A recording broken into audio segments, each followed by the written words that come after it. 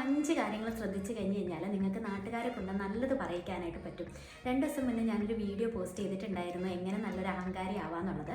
അപ്പോൾ അതിനകത്ത് ഒരുപാട് പെൺകുട്ടികൾ പോസിറ്റീവ് റിവ്യൂസൊക്കെ ഇട്ടിട്ടുണ്ടായിരുന്നു. പല പെൺകുട്ടികളും അതിനകത്ത് PhD ചെയ്യുന്നു എന്നൊക്കെ അറിഞ്ഞപ്പോൾ ഭയങ്കര സന്തോഷം പേഴ്സണലി. അപ്പോൾ നമുക്ക് ഇന്നത്തെ ഈ ഒരു കോഴ്സിലേക്ക് സ്വാഗതം. നമ്മൾ ഈ ഒരു നാട്ടുകാരെ കൊണ്ട് നല്ലത് പറയിക്കാനുള്ള കോഴ്സിൽ ആദ്യമായിട്ട് ശ്രദ്ധിക്കേണ്ട കാര്യം എന്ന് വെച്ചിട്ടുണ്ടെങ്കിൽ സ്ലീവ്ലെസ് എന്ന് പറയുന്ന ഒരു വസ്ത്രം നമ്മൾ ഉപയോഗിക്കരുത്. സ്ലീവ്ലെസ് ഇടേ ചെയ്യരുത്. ഇവൻ നിങ്ങൾ ഇപ്പോൾ വയറ് കാണിച്ചിട്ടാണ് സാരി എടുക്കുന്നതെന്നുണ്ടെങ്കിലും വേണ്ടില്ല, നിങ്ങളൊരു കാരണവശാലും സ്ലീവ്ലെസ് ഇടരുത്. പിന്നെ മറ്റൊരു കാര്യം, നിങ്ങൾ ഇഷ്ടപ്പെട്ട പുരുഷനെ കല്യാണം കഴിക്കുകയേ ചെയ്യരുത്. നിങ്ങൾക്ക് അങ്ങനെ എന്തെങ്കിലും ഒരു അഫെയർ ഇപ്പോൾ നിലവിലുണ്ടെന്നുണ്ടെങ്കിൽ എത്രയും പെട്ടെന്ന് നിങ്ങൾ തേച്ചോളുക. അല്ലാത്ത പക്ഷം ഈ ഒരു സർട്ടിഫൈഡ് കോഴ്സ് നിങ്ങൾക്ക് കംപ്ലീറ്റ് ചെയ്യാനായിട്ട് പറ്റത്തില്ല. വീട്ടിൽ ചായ കുടിക്കാനായിട്ട് ചില ആൾക്കാർ വരും, അവരെ വേണം നമ്മൾ കല്യാണം കഴിക്കാനായിട്ട്. പിന്നെ മൂന്നാമത്തെ കാര്യം ശ്രദ്ധിക്കാനുള്ളത് 6:30, അതാണ് നമ്മുടെ ടൈം. ഈ 6:30 ആകുമ്പോഴത്തേനും നമ്മൾ വീട്ടിൽ ഉണ്ടായിരിക്കണം. 6:30ക്ക് ശേഷം നമ്മൾ പുറത്തിറങ്ങാനേ പാടില്ല. അത് പ്രത്യേകം ശ്രദ്ധിക്കേണ്ട ഒരു കാര്യമാണ്.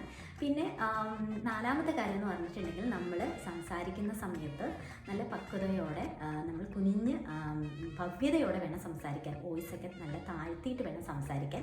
അല്ലാതെ എവിടെ പോകുമെന്ന് ചോദിക്കുമ്പോൾ അവിടെ വരെ അങ്ങനെ പറയരുത്. അപ്പോൾ നിങ്ങൾ ആ ഒരു വാല്യൂ തന്നെ ഇല്ലാതാവും ഈ ഒരു കോഴ്സിൻ്റെ. അപ്പോൾ നമ്മൾ ഭയങ്കര സൈലൻ്റ് ആയിട്ട് അവിടെ വരെ പോയി അങ്ങനെയൊക്കെ വേണം പറയാനൊക്കെ, നല്ല ഭവ്യതയോടെ. പിന്നെ മറ്റൊരു കാര്യം ശ്രദ്ധിക്കാനായിട്ട്, മെയിനായിട്ട് 5ാമത്തെ കാര്യം ഈ ശ്രദ്ധിക്കണം.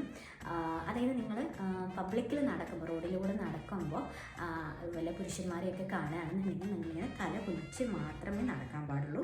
തല ഉയർത്തി നമ്മൾ നടക്കാൻ ഒരു കാരണവശാലും പാടില്ല. നമ്മൾ പെൺകുട്ടികളാണ്, തല ഉയർത്തി നടക്കരുത്.